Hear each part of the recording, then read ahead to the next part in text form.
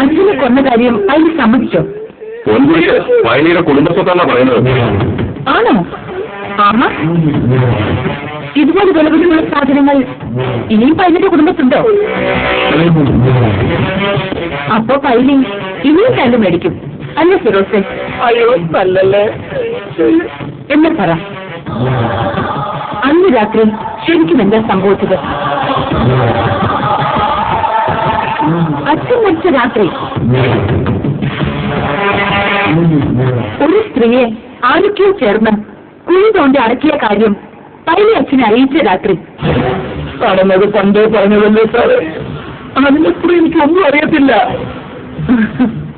അത് കഥയുടെ പാതിയല്ലേ പൈലി? കഥ മുഴുവിപ്പിക്കാതെ എങ്ങനെയാ?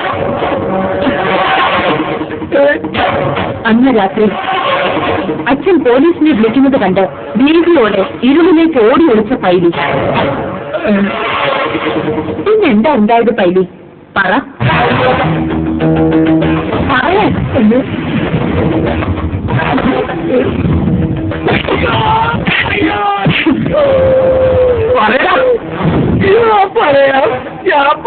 സാറേ.